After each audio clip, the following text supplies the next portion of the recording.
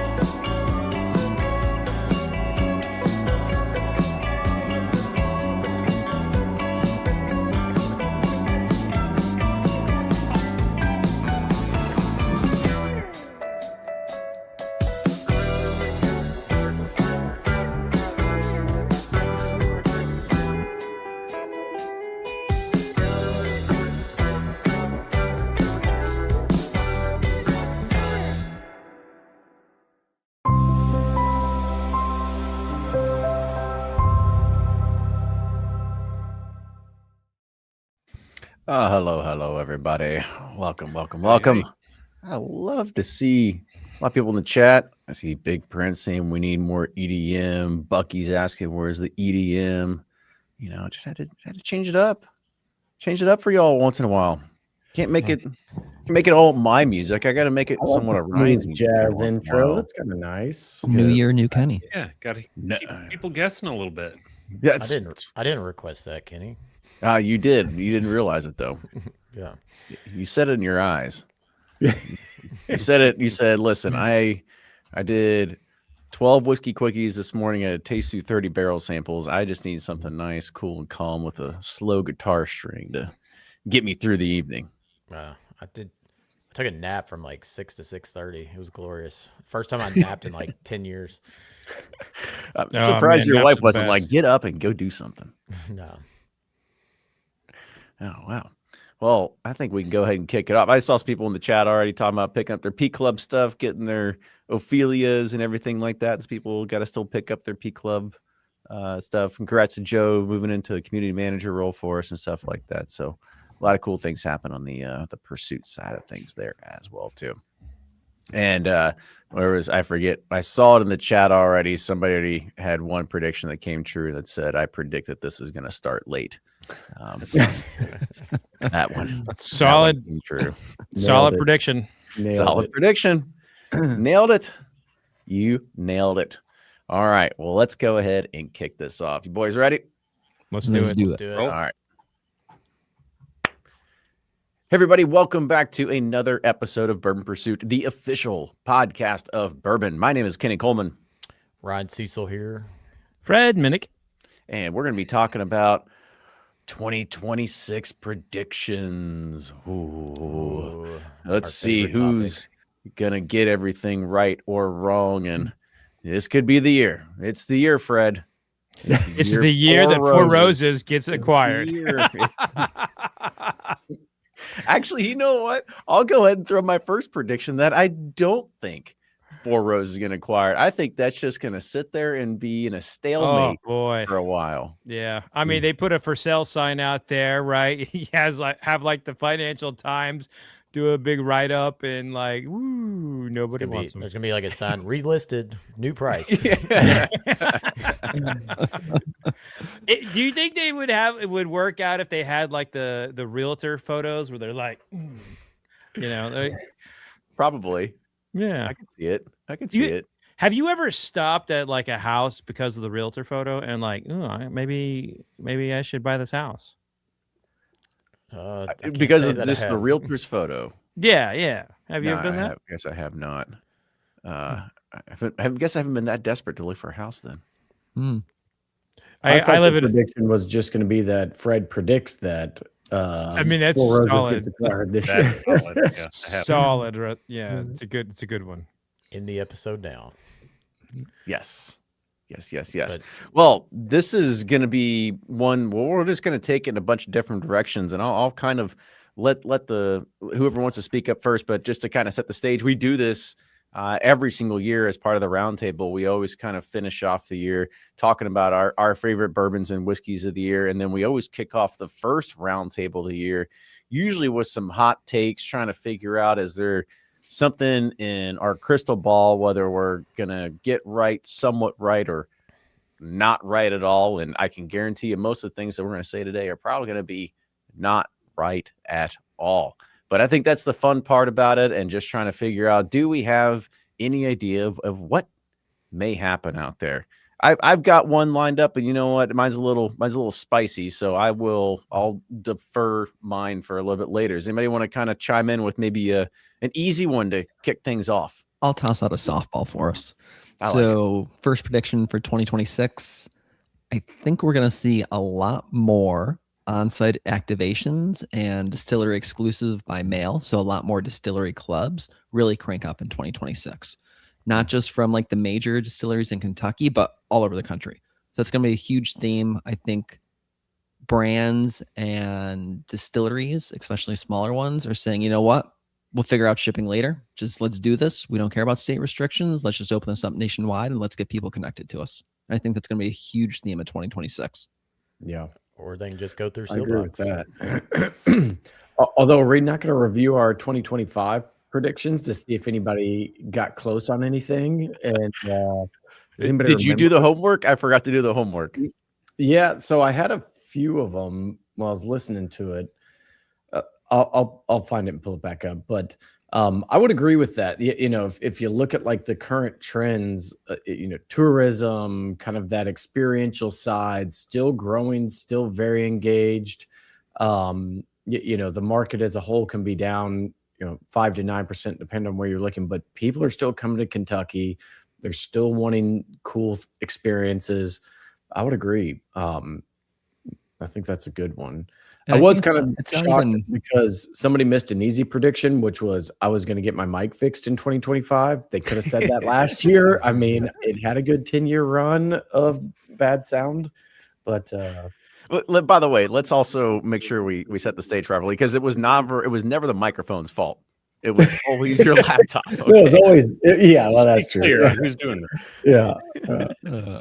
I think going back really quick to your point, I think it's not only tourism that's going to be driving this, but I think it's consumers wanting to be more connected to just the brands they really like, right? Mm-hmm. So not even in Kentucky, but hey, I love this distillery out of Florida, right? I love Manifest Distilling. I want to get some of their exclusive things. I love New Holland, and I want to be part of their they literally just launched at the very end of last year, riding the wave, right? I want to be part of their new club, or I want to be part of a single malt distillery in the Pacific Northwest. You're just going to see people connect with the brands they want and just go hard. And they're willing to pay hundreds of dollars to sign up and be a member and get those exclusive bottles. Yeah, Jordan, I think that'll happen too. But what's knocking around in my head, who remembers maybe 3 years ago, the Fraser tried this exclusive bottle thing, and it was not exclusive bottles, and it, I think, flopped pretty damn hard. But they had, I don't know, maybe 6 or 7 distilleries that you could be in the club, and every, I don't know, month or whatever it is, you could get shipped a new bottle, and failed really, really hard. But I think that if you do it, this is one of those things that I think if you do it yourself and you build it with your fans, you're going to have a lot higher success rate than just, the rando bottles that you might. Yeah, I think we've all kind of tried to do something like what the Fraser was doing, through our respective whiskey clubs, just with barrel picks. I mean, but they tried to, I think the difference is like, between Breaking, Bourbon Pursuit, Club Marzipan, and Bourboner or Sealbox, no one's ever said like this is like the most exclusive, rarest thing ever, except when we had like a purple top willet over here at Bourbon Pursuit. Like they did something that people who were not on the inside thought that you could just say something is rare and special and different, and it's no different than like a regular small batch or a single barrel. And you just can't do that to bourbon people. Bourbon people will hate you forever. It's just how it is. But I love the Fraser. I love the Fraser. With all these subscriptions, I don't want to diss the flavor, but you're right. I was going to say, with all these subscriptions, you're going to start seeing Rocket Mortgage commercials come up and being like, I can see exactly how many subscriptions that you're going through right now. You're spending $980 a month between Bourbon Limited, Pursuit, and Netflix. Yeah, that's happened to me on Patreon. I've had people be like, I have no idea how I became a member. I must have been drunk one night, signed up. Like, dang it, Rocket Mortgage. Sorry. It's also a lifeline for a lot of these craft distilleries, because distributors, retailers, they're still tightening things up, trying to not have as much inventories, not as much SKUs. They've really consolidated a lot of things. So who gets left out are new and up and coming craft distilleries. And so they're not getting distribution, but this is a lifeline to where they can connect with people that come to their distillery, become fans of the brand. And so, we saw a huge influx of them of this year. And I like Jordan said, I think there's going to be a ton of them this year, and I think it's a great thing. It's it's the way it should be a hope for the longest time, and so I'm excited for people that they get to do this. There's a great question in the chat here talking about there might be a catch-22 with these because you can't subscribe to all of them. So, in your opinion, what do you think is going to make a particular subscription program better than the others? One, I can talk about price of accessibility. Maybe that's one. I also think it's connection. The point of these clubs isn't so much to be in every single one to get every single bottle. It's to really deeply connect with the brand that you're really a big fan of, right? I think you guys do a really good job with P Club and members there. And I think more distilleries are going to start looking at that as examples and being like, you know what? We have a really, whether it's small or much larger, but we have a loyal fan base. How do we deeply integrate and connect with them? Because those are the ones that are going to continue to spread our word of mouth of just our normal everyday products. The goal is not to capture every single consumer. It's just to really connect with your deeply loyal fans. And that only means you connect with, you're only in a club of 1, 2, maybe 3 brands at most. You're not really going after all of them. That's just my opinion. And I completely agree with that, because we've had those conversations with distilleries about getting it going essentially white labeled, and it's like you're not trying to get 10,000 people in this. You're trying to get a solid 500 to maybe 1,000 of these members who are getting something every month, 2 months, 3 months, whatever it is. It's on the quarter, and you don't need a ton of them for it to make a really big impact for some of these distilleries. The Beams of the world, it's going to be a rounding error, but for a small one that maybe they're in 4 to 5 states, but now they've got this club that is paying every month, is into what they're doing. They can show, really just roll the red carpet out for them on access and everything else. I think that's huge for distilleries and brands. I do have our 2025 predictions if we want to jump into that, or we can just skip it completely. Give us some I can read- highlights. Let's All have right. some public So- shaming. Yeah, I'm There's a few. I would say we nailed. So Ryan's was Big Six would get into cannabis, have one of the Big Six distilleries, whether it's a joint venture or whatever, getting into cannabis. I'm gonna say no. I don't think I've heard that from anyone. I was going to predict that again this year. He also says DTC momentum continues. Basically gain more traction. It's a great prediction, so we can give him half credit. Brian says IJW emerges more publicly with its own brands, on-site selections, more aggressive market push. They did it to the wine, Brian. So you're half right. I think they were already there though, so I'm not too sure That's if true. that counts. This Yeah, I is don't where know I actually give Brian. I call it full credit, but it says tariffs may hit bourbon differently than last time. Mitch McConnell is no longer the majority leader, and basically the tariff retaliations might be could be more severe or different this time. I would say we've seen that with Canada, way more severe. Maybe not as much with Europe this go around, but it feels like they hit a little bit harder this time with Canada.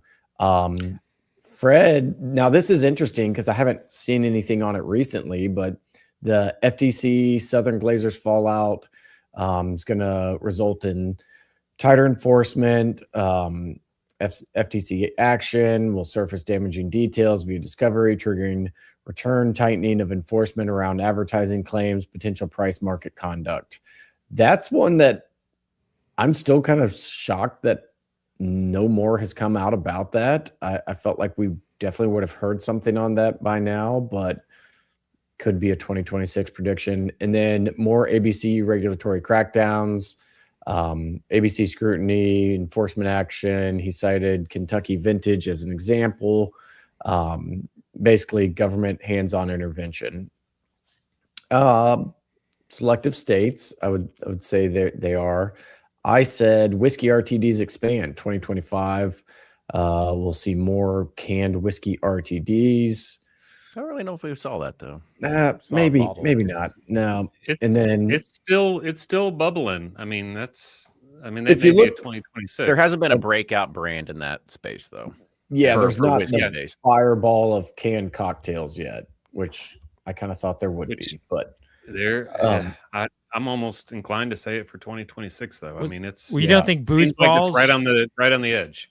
But you don't think booze ball is like the Buzz fireball, balls? buzz Yeah. ball, or whatever it's called? Or- I think. but they're those- wine based. It's pretty Yeah, that's close. not whiskey though. Good point. And then age statement returns. Although I'm taking half credit because Eagle Rare 12 came out this year, but I also followed it up with Elijah Craig comes back with the 12-year age statement. Actually, I'm just rolling both of my predictions into 2026 this year. I just put them on a repeat. Eric had a good one. He said MGP pivots more to its own brands, launch more in-house brands. I would say they've definitely had a bigger push, but the bigger point there was leadership will start to get shaken up. Mike Palladini takes a more or a larger leadership role over time. I feel like both of those a little bit. I don't think Mike's position or anything's really changed, but I don't think it has. They continue to have success there. And then he said less barrel proof emphasis, broader market towards more sub barrel proof, 100 proof releases. Man, taters still go for hazmat. They do, but And- consumers still go for lower proof, and we Yeah. have seen a large number of. Well, it depends on what you want to say And is higher I've proof. got a- Sub 110, maybe. I don't know. Well, and I've got a comment on this later. Let's circle back around to this one. And then Kenny and his TikToks. TikTok becomes the dominant spirits influencer channel. TikTok will be the most influential social platform for spirits in 2025, as heard live here. And then AI marketing claim enters Bourbon 2025. We'll see Bourbon brand explicitly market AI-assisted distillation, blending, production, and selling angle. I don't think we've seen the AI bourbon just yet. No, whiskey Even house. Whiskey House, they're trying. They do it. They use it in their marketing, right? Hmm. And everyone uses it in their design stuff. There's a lot of people using it in their design, especially on social media. Oh, so. design for sure. I mean, Yeah. we have people reaching out. It's like, hey, I'm launching a new bourbon brand. We're like, well, since the information, I'm like, you just put this into ChatGPT. Like, I do this too. And I at least send it to a designer to say, like, this is the idea. Please go and do your thing with it. Love it. So all in all, some hits, some misses, some in-betweens, but that was 2025. Okay. Very good. Well, thank you for that roundout, Blake. I think that's the longest y'all have ever let me talk on the round table. So I'm just gonna. It's the longest your microphone has ever let you talk. More importantly, it's the. Oh, very good. All right, who else wants to jump in? All right, I'll Well, keep let me talking. jump Or no, in. sorry, go ahead. Well, Brian. yeah, let me jump in on the proof thing, because I think this is an easy prediction based on what we've seen Sazerac doing with Saz Rye and all the label extensions for 1792 and E.H. Taylor. So with Saz Rye, it used to be was it 90 proof? Is that what it always was? 90. Yep. And then then they have the 100 proof, and now they have the barrel proof.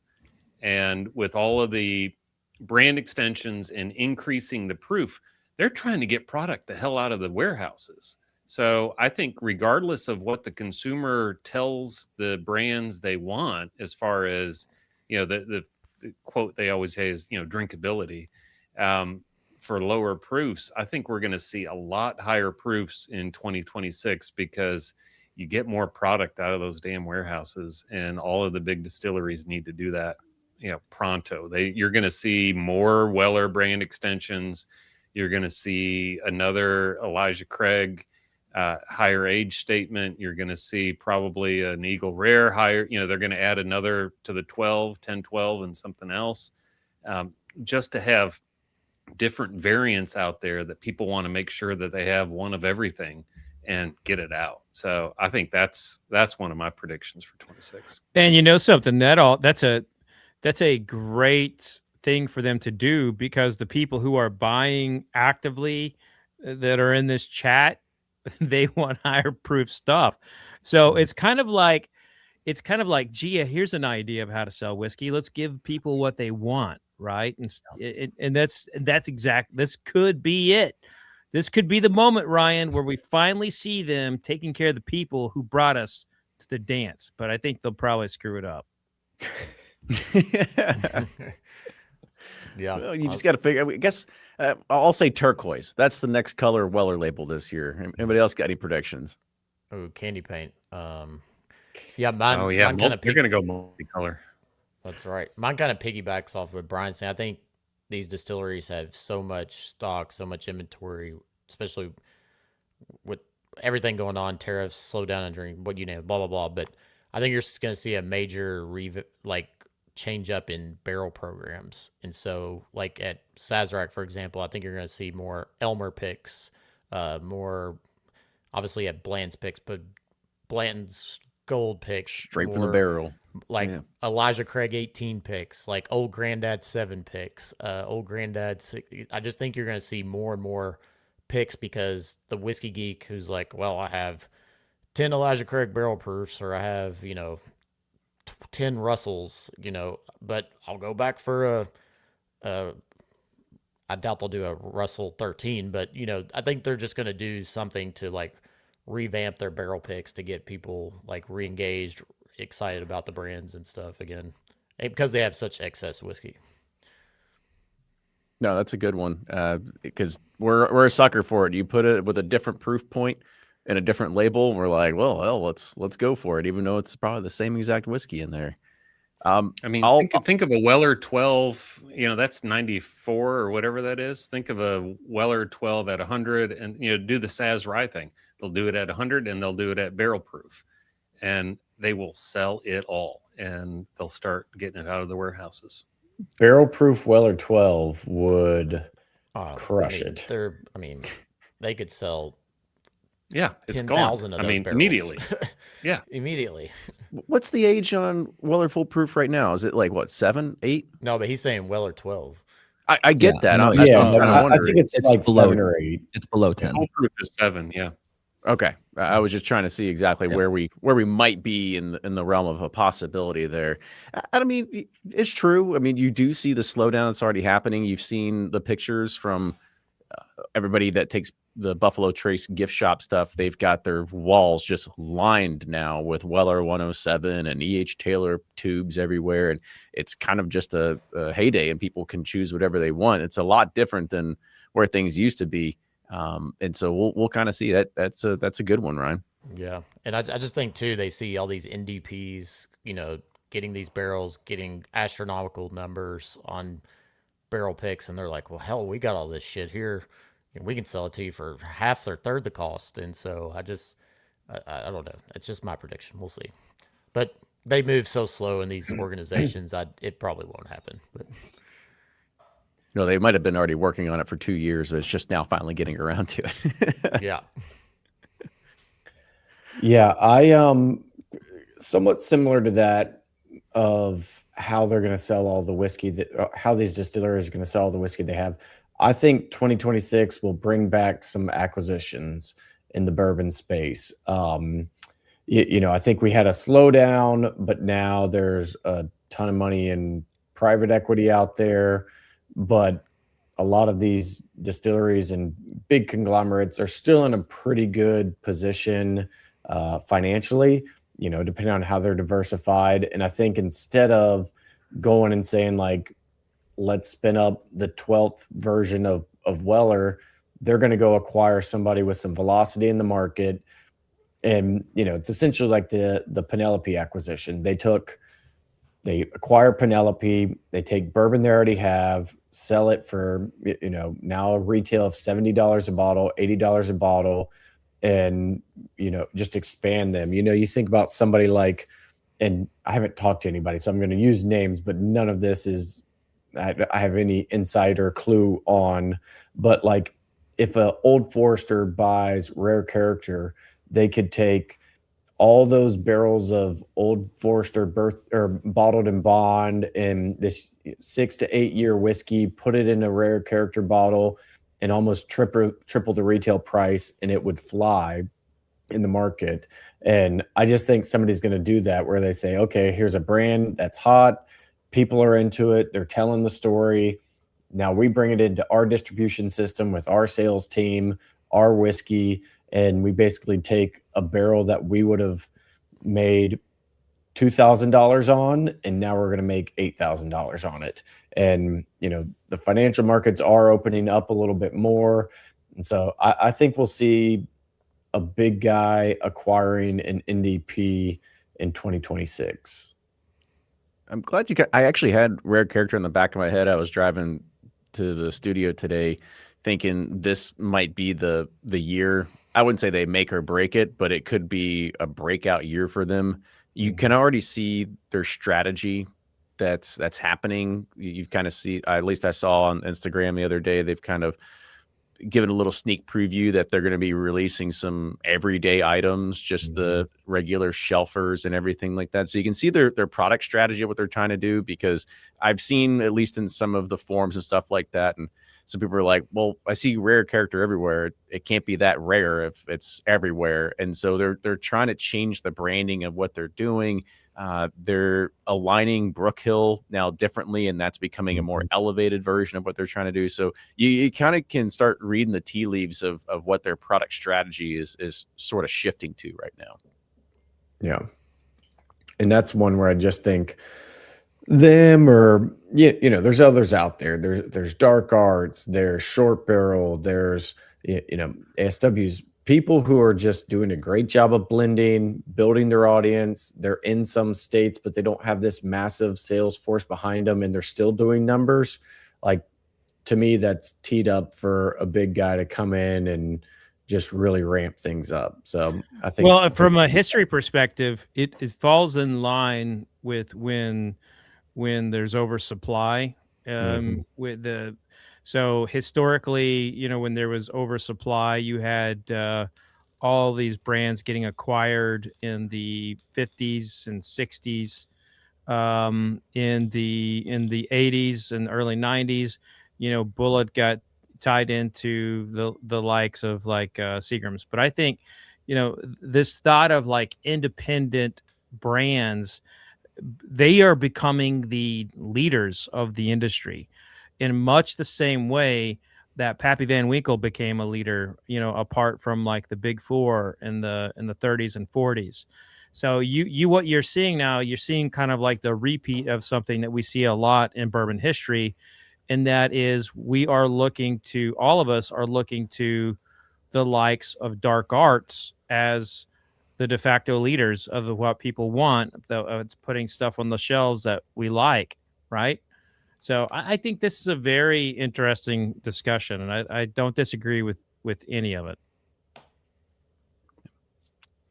Yeah. Well, I'll I jump like it. in on one of these real quick, and mine's going to be a little bit spicy, maybe a little bit heated and stuff like that. And there was actually somebody that just put it in the chat here as well, and they said another big distillery will pause production. I'm going to go even further than that, and I'm going to say that every major distillery is going to pause production at some point this year. It might be for a month, it might be for 6 months, but some point every single one will pause production. Now, the reason have they behind already? this, exactly, and so you're not going to know. It depends if they're going to make it public or not. What Beam did was smart because they made this a political warfare kind of thing, right? They intentionally did this to be able to put this out there and say, not only are we going to go ahead and talk about what this is doing and what's happening to the bourbon industry, but we're going to go ahead and we're going to shift the blame and we're going to put it on tariffs. Now, call it what you will, and say that there's a problem with it or not, but right now tariffs are crippling the industry. This is not going to be a popular opinion, and I know that a lot of people that listen to this are leaning to the right and they're conservatives, but this administration has done absolutely nothing to help the bourbon industry. And so what they're going to do is they're all going to kind of rally around and they will try to figure out a way to start shifting the blame and say, look, we're tired of bourbon being a pawn and part of collateral damage in this game that you're playing. It happened the first time that Trump was in office. It's happening again right now. And this is causing issues, not just from the bourbon industry, but it goes all the way down to the people that plant the corn in the field, right? And so this is going to be a problem that goes deep inside of here. And, this, it can blame it on overproduction. You can blame it on different things. But look, you shut down the portal to Canada. Now, we can go ahead and we can say like, oh, well, it's only like 2% of exports. Well, you're not doing anything to help get that 2% go anywhere else, right? We're seeing costs go up dramatically all across the board here. I mean, just last week, we got a letter in the mail from Bardstown Bourbon Company that our costs are going up 5% on storage, right? Who has to eat that cost? Well, right now, Ryan have to eat that cost, or we have to push it over to you. So at the end of the day, who's winning here? Well, it's really not going to be anybody. So I still think that at some point, every major distiller is going to come together and they are going to all stop production to try to fight this political battle. So we get out of this sort of collateral damage, I think, that we're all stuck in right now. Hey, Ryan, do you remember the times when Kenny used to say, don't talk about tariffs, Fred and Ryan? remember that? Now he's the one doing it. So, Kitty, you're the thing with Canada is really what's different from the last time, right? And Canada's boycotting. It's not, they're just, as soon as that, our government officials said that we're going to make Canada our 51st state. They're like, well, fuck you. We're going to get rid of Jim Beam. Well, no shit. That was the most ridiculous thing that anybody could have ever said. That's ridiculous. But like, you can't look at somebody and be like, "Oh, that's something sane to say." No, this has happened with Canada before. This happened in the 30s, and it was over lumber. This happens every now and then. The difference between now and the last time there were tariffs is that the domestic market isn't there to pick up the slack. And I would say, I would disagree with you. Like, the tariffs are bad. I'm not saying they're good, but I would say what the Trump administration did that is actually really good is they blocked the laws of consumption of alcohol that Canada had put in and that the World Health Organization was pushing for. They maintained the drinking in moderation guidelines that they just released. And people don't realize how big of a deal that is, but that's a big deal for the entire alcohol industry.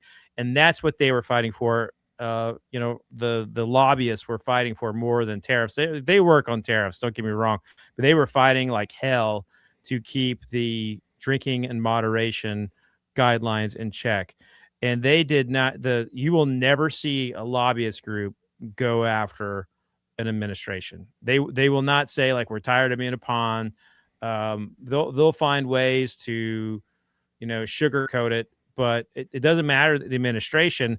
If they ever come out strongly against the administration like that, then they will be like cut off completely. It's just how politics work. But this does all suck. It does absolutely all suck. But I just think that it doesn't matter if domestic sales aren't where they were before.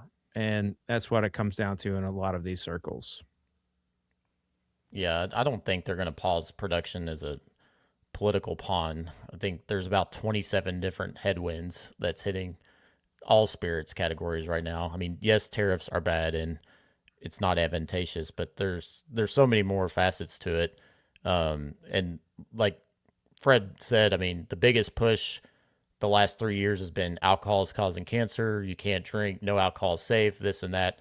They come out, last week, pretty much saying that alcohol's fine. You can have your 2 drinks a day, this or that. It has social benefits. It has more.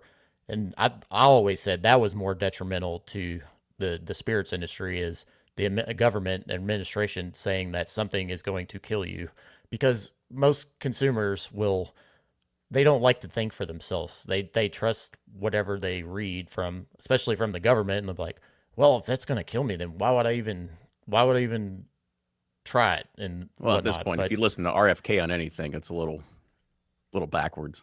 Well, anyways, not on alcohol. He's not coming out too much. He's not coming out really against alcohol. But I mean, I do think they'll shut down. I agree with your prediction. I don't think their reasoning is going to be because of that. They're not going to have a political. No, I don't think Kenny said that was his reasoning. He said that's what they would blame it on. Oh, that they would blame it on. Got it. I don't. They would all kind of corral around. They would use that as something to say, look what you're doing. You're hurting the industry. What are you going to do to help the jobs? But as soon as they do that, they lose. As soon as they do that, they will lose every Republican for eternity, just like the Kentuckians did when they basically endorsed the governor that was running against Happy Chandler, and Happy Chandler got elected and then put that ad valorem tax on the barrels that they recently just got repealed. So that tax came on because they endorsed a governor, someone else in a governor's race. And so that's why you don't see these lobbyist groups take big, bold stances, because politicians, especially this administration, remembers, and they don't want to, where they are now, they feel like would be better than if they were to cross an administration. That's my take on it. My prediction is FOMO is dead.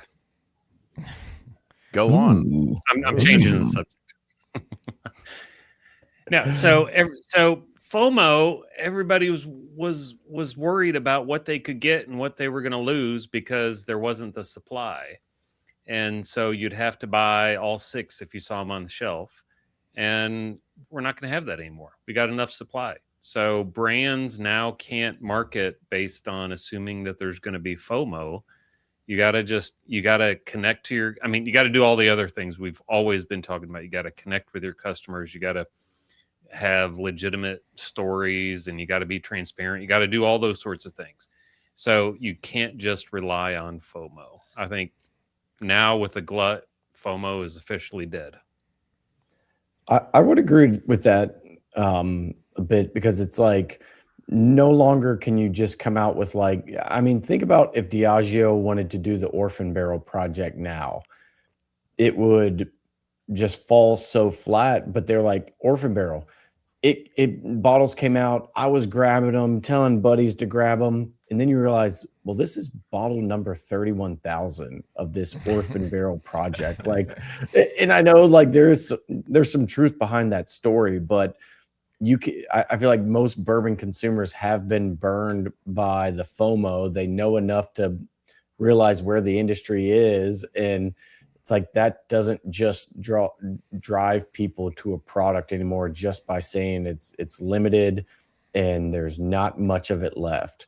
It's like, well, I still think there's 10 million barrels aging in Kentucky, and there's going to be more of it somewhere. So I'm going to tack on to that and pivot slightly, which ties into one of my predictions. Not only is FOMO dead and people aren't collecting, but what people will be drawn to is more of decanter style bottles in 2026. So I think ornate and decanter style bottles are about to come back in 2026. I think you've seen it with some brands already. World Whiskey Society has been putting out a lot. And you know what? A lot of folks who aren't diehard whiskey drinkers just think they're really cool, right? I mean, this is going to be the comeback. You're going to see a lot more folks just embracing all sorts of fun little decanters and bottle designs. Not saying the whiskey's good, but that's okay. People just want something cool to talk about when they have friends over. You saw Beam try and bring back the bowling pin, right? And you know what? People went really crazy over it because they're like, cool, this is cool. You're going to start seeing some of that, both from big brands and little brands. I think that's going to be a big 2026 trend. Hey, Jim Beam, all day long, bring back the Chessman. Bring back the Chessman, yes. Bring back the Chessman. Ooh, if a Chessman came out, I mean, I don't care if you call it the FOMO or back. not, but I need every piece. FOMO is alive and well. That's a great add-on, Jordan, and it doesn't matter what's in it. You know, I was one of the dumbasses that paid for a bowling pin, and you know, the whiskey's not that good, but it looks cool. Hey, but I bought it. I still you love, know? I love it on my. I got it over on my shelf. I love the thing. It's cool. Yeah, it's cool. But that's a great. I hadn't even dreamt of thinking of that, Jordan. That's a great one. Thanks. Yeah, I like that. So here's my prediction. I feel like the wholesale community is they feel the entire alcohol industry changing. They see how consumers really want to get their product. And I'm not saying it's going to get rolled out this year, but I think that you are going to see the wholesalers put forth their biggest effort ever to solve online shipping, whether it's direct consumer shipping, whether they acquire Sealbox and put, funnel everything through like, one like retail shop, whether they devise something that's similar to Drizzly, that worked fantastic until it got, sold. But I think that they're going to put their best minds at it, because this could be the only way that they can save the business that they have built, because the economic pressures as they are, the industry that they have built is collapsing, and it's without competition from within the industry. It's coming from all over the place, and they cannot put bandages enough quickly on the bleeding. And it's saying bourbon is like, it's like a pimple in all this. I'm talking beer. I'm talking wine. They're hemorrhaging. These other categories in bourbon, I think, in terms of as alcohol goes, Bourbon's actually fine.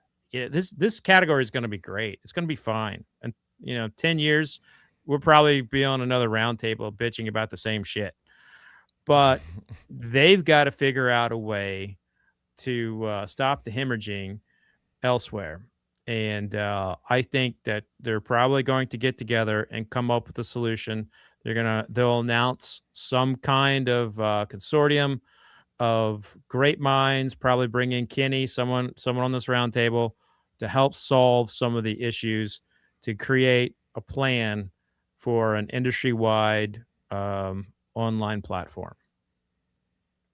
They couldn't pay me enough to help consult for them. Yeah, they could. But they would use Pursuit. They told me they'd use Pursuit as the test guinea brand. pigs. As the flagship model of it. All right. Yeah. Well, in that case, yeah. We'll All 50 states, a bottle in every home by 2030. Yeah. That's right. No, it is a good it's a good hope. I'd put that into the hopes and dreams category is what I would put it under, just because they need to figure out what they can do to save their industry.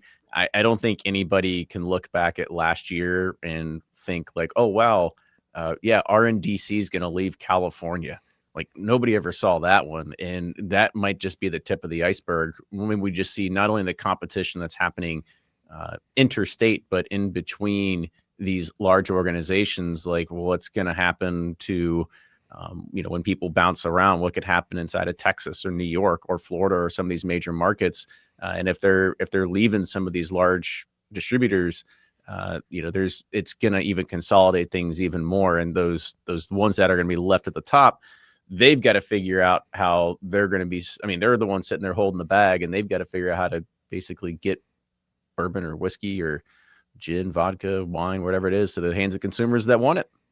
Yeah, I think this is spot on, because this was the year you saw, like, all the time we say the distributors have the leverage, and you saw that no, these big massive brands have all the leverage. And if you're an RNDC or a Southern and you have Brown-Forman or Tito's or High Noon leave you, and I mean that's probably paying that's like 50% of your business, and as soon as they leave, I mean you're screwed. And so they got to look at ways to diversify their portfolio to where they can insulate themselves from some, because these big brands, they can just be like, well, I can go get 2 points better over here.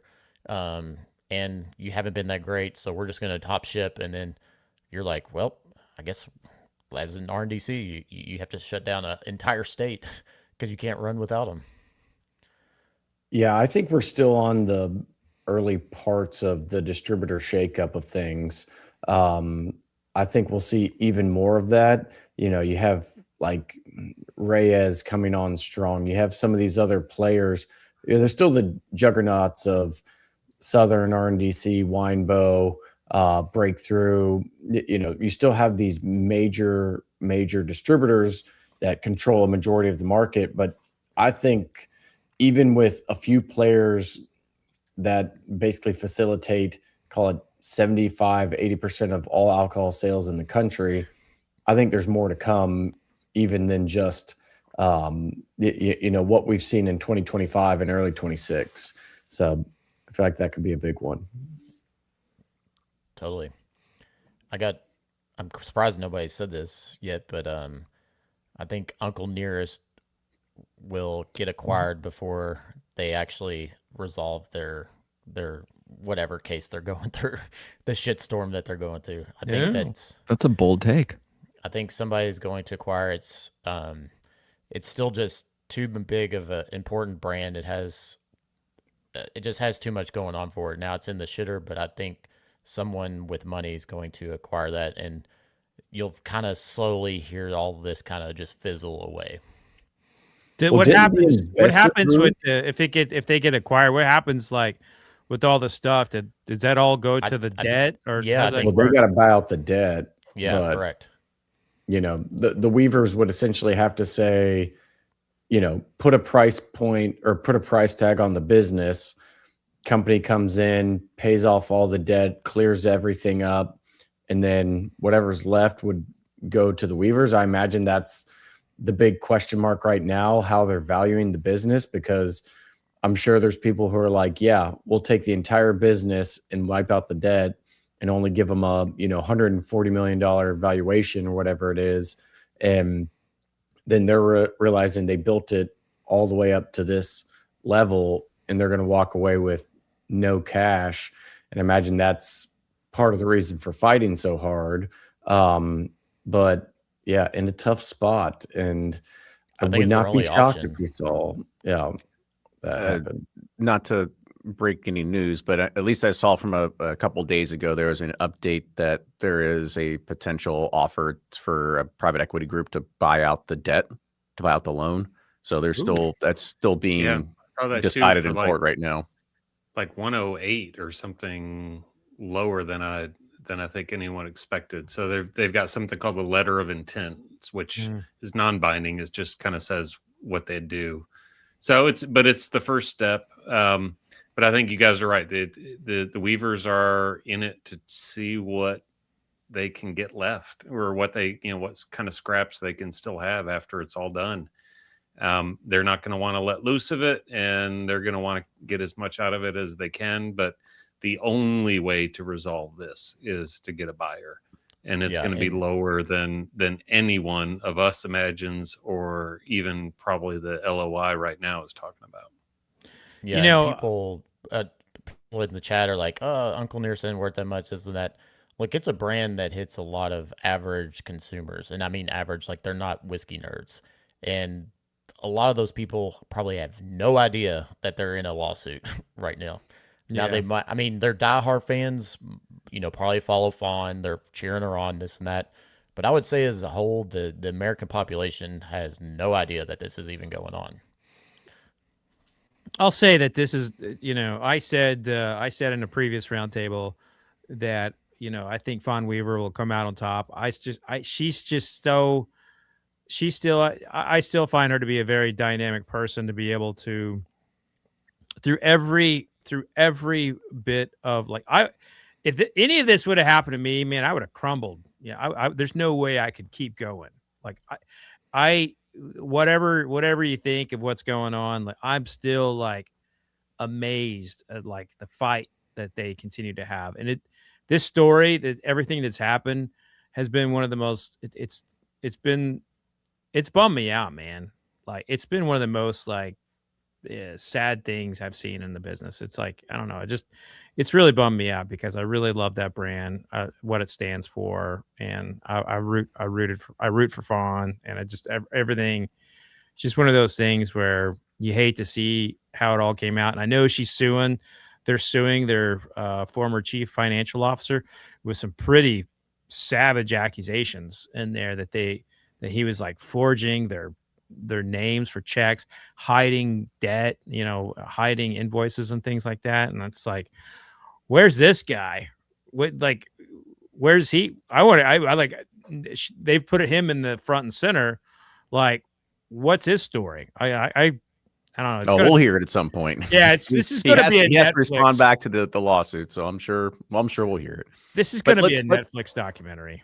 Yeah, I don't want to detract too much from the meat of the show of predictions. I got one last one. If there's go time, ahead. Go ahead. All right. Let's hit it.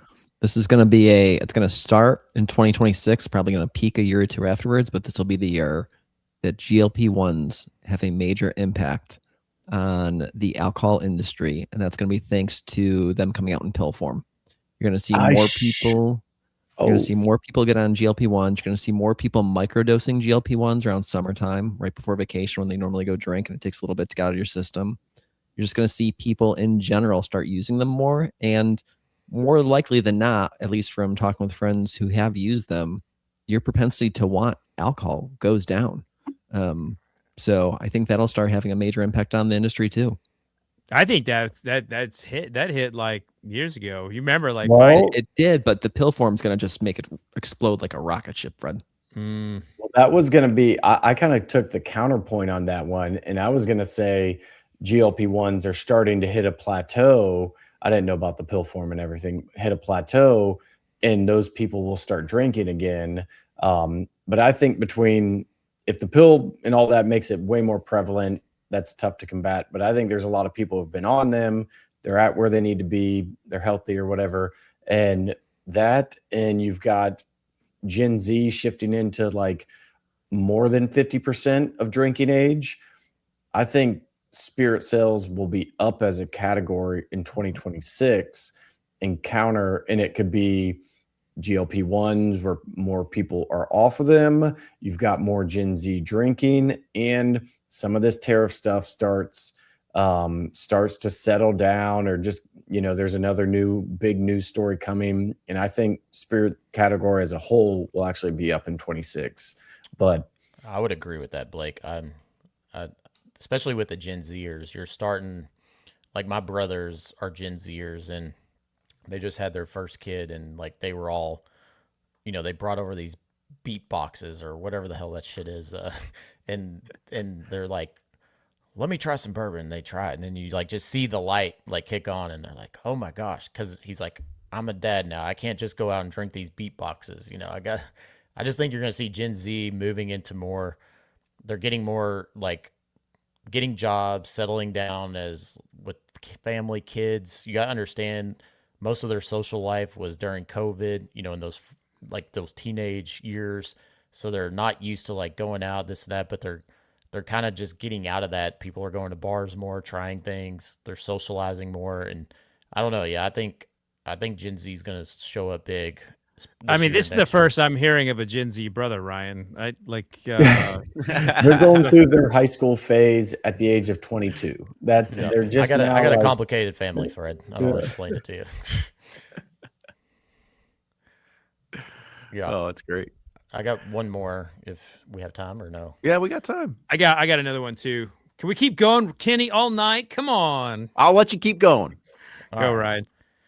So I forgot that I predicted the cannabis thing last year, but I do think this year you will actually see it because, what, the administration did was saying, all right, you got to take these products off the shelf in a year. They're working on regulating the substance. There's actually going to be rules around cannabis and a regulatory system. I think you'll see it move to a 3-tier system, kind of like alcohol. And I think it's a space that the brands or the spirits brands were like, it's too much of the wild, wild west. Once we have some regulatory rules in place, we understand the game. You're going to start to see institutional investments from banks and spirits brands. And I think this is the year that you will see somebody get into the cannabis space of the big six. I like that, and we got to wait for the farm bill, as Kenny and I have recently learned, and an upcoming show that you all can listen to. It got very interesting, but I've got a very fun one for you all. Every major college NIL group will have a bourbon or some kind of alcohol partner. We've seen the growth in this. Penn State, Oklahoma State, they've all got them. I've been trying to get one going for Bellarmine. Like, you've got a ton of these these NIL clubs are trying to pay for volleyball players, wrestlers, and if you're lucky enough to be in the market for a quarterback, you got to be dropping $1 million for like a dude who'd be a third stringer on Georgia. You got to spend a lot of money to be successful in college athletics, and it is gobbling up everyone's time and attention. And anyone who's loosely affiliated with a university is getting their meat hooks. They're getting sucked in, and I think you're going to see a lot of it. I saw someone put in the chat, Utah actually has given up the control of their athletic department to a private equity group. So it's just getting real nasty out there. I like that. That's a good prediction, Fred. That's good, Fred. Yeah, I actually met with someone that was a professional basketball player. I won't say his name, but very successful college career. And he's doing this very thing. He's going to every different college and partnering with them to have their own bourbon brand to where they can do NIL deals to raise money. I know Kentucky has done one. I can't remember the name of it, but I think that's a great prediction. I think there's going to be a ton of those hitting the market this year, because you go to Alabama and you're like, oh, I got this Alabama Roll Tide bourbon, and the proceeds go to NIL. All the fans are gonna just gobble that up every time. I love that Russ Smith kind of started doing that a couple of years ago, maybe 2 years ago with Tennessee, and that damn checkerboard bullshit. And he That's right. put it on the label. It's like, man, that was the first one I knew of, was Russ's Mr. and Mrs. doing that with Tennessee. Do you see your alma mater on a on anything, you're buying it. I just if your heart is connected to it, you're buying it, and it's all there is to it. We're suckers. I can't wait to see Liberty University on a seal box bottle. I'm sure they'll be so happy for me to do that for their NIL. Yeah, you're getting the whole. You're going to turn their Hall of Fame before you know it. There. Yeah. Yeah, but I think it's Most not just going to prolific be tight like, end to come out of there. That's right. Best tight end ever. Need to call the Packers, see if they want to do a recap or a collab to commemorate my tight end status with them. But I think a lot of people are saying brands are tying to universities. I think these NIL funds, or whatever you want to call it, are going to start their own, like from nuts to bolts. Like they're going to source the whiskey, they're going to brand it, like they're going to take everything instead of like a brand getting the cut, because there is a plethora of whiskey out there and it's easy to start your own thing. I think the NIL people are just going to start their own things. I hate this prediction, but damn it, you might be right, Fred. Yeah, that was a good one. Oh, thank you. We just need to know who Pursuit's going to sponsor. It might Rutgers be like or Kentucky. Honestly, I think we're talking probably like a trade school around here is probably all we could afford. So We'll Jefferson Community College. Jefferson Bellarmine. Community College. Yeah, I don't even know if we could do Bellarmine, but if we can probably sponsor the new plumbers and electricians that are coming out, we can probably. Spalding's got some. Spalding, yeah, they got a culinary program over there too. We'll just go to It's called Liberty before Grassroots, Blake Penny. does. Don't push it away. It's called Grassroots. That's true. You Hey, gotta start somewhere. But helping two different NIL groups, they'll take anything. I mean, anything. It's like, they are trying. Every one of these organizations is trying to figure out, and they're all at a deficit because of how much they have to pay the players, and they're not getting enough. They're not getting enough money from ticket sales or TV rights, and they're just hitting the donors. They've bled them dry, so they're trying to tap into new donors. It's crazy. They'll take anything that they can get. Oh yeah. Anybody else have any last ones they want to chime in before we wrap it up? Going once, going twice. All right, that is going to be it. Those are going to be our 2026 predictions. I can't wait until we all hop on another roundtable a year from now and we have Blake do our summary for us to figure out exactly what got right and how many NIL teams actually end up with a bottle this past year, or this upcoming year. It'll be a fun one, guys. Well, thank you so much for sticking around and being able to talk about this one. There's a lot of good things that are happening. I think we'll see what comes of it. But let's go ahead and start doing some sign-offs. So we'll start with Blake down here.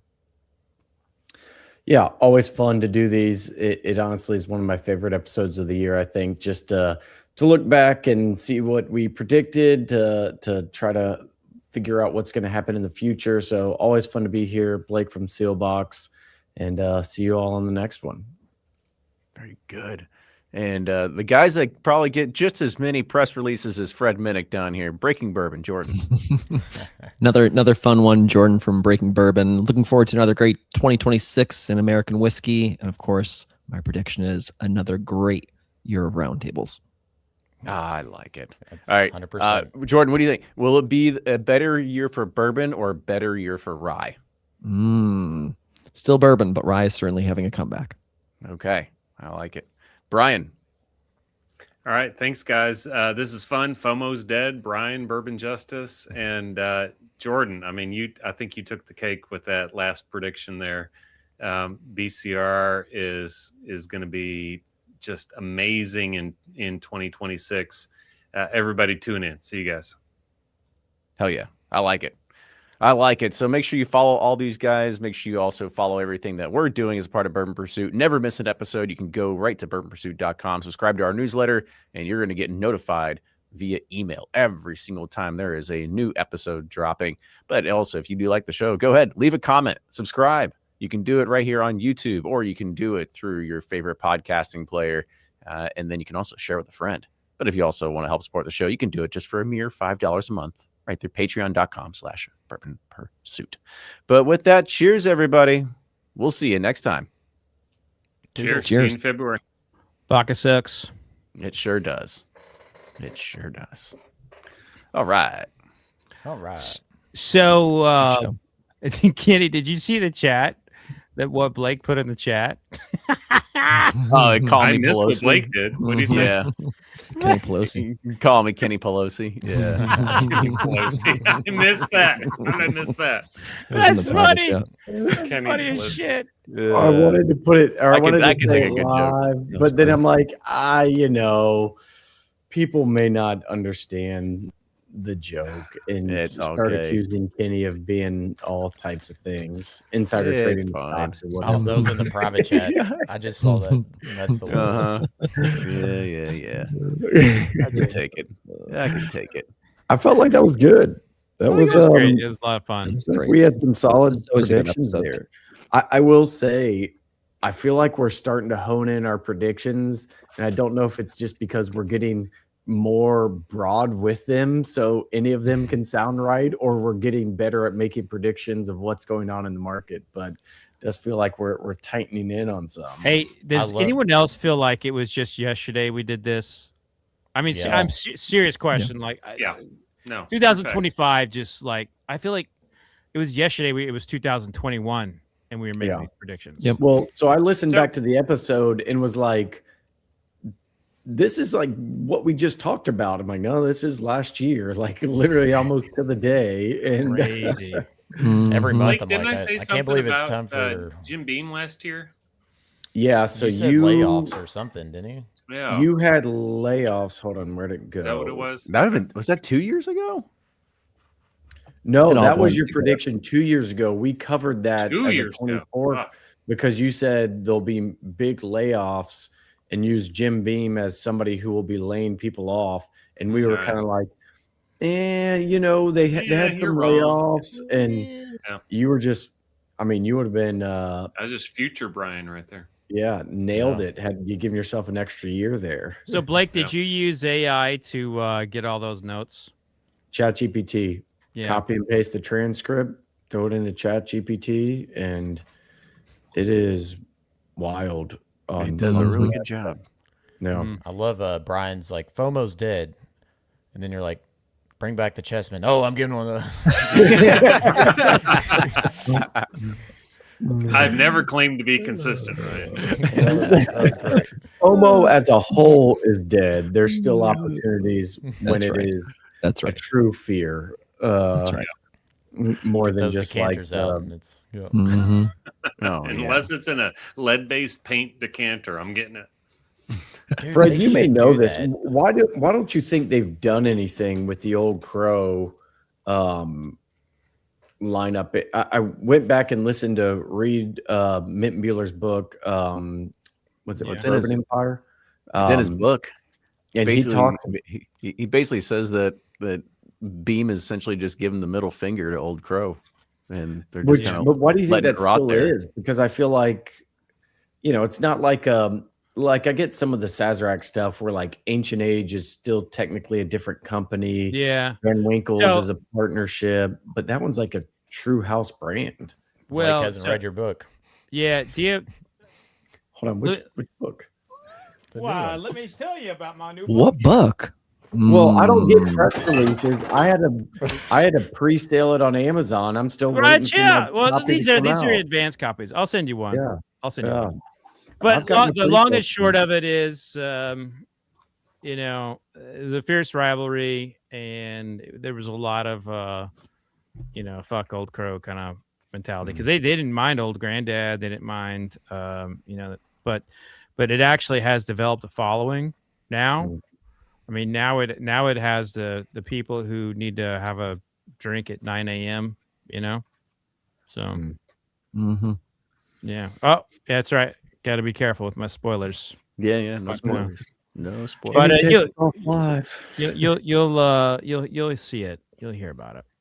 You'll But read yeah, it. I mean, they have so much aged stock at Beam. It's like that's like a no brainer. Just revive the old I mean, crow. how can, Yep. yeah, they can't figure out what to do, and it's Harden's I'm sure that proof was will only already a take them prediction so when we were far.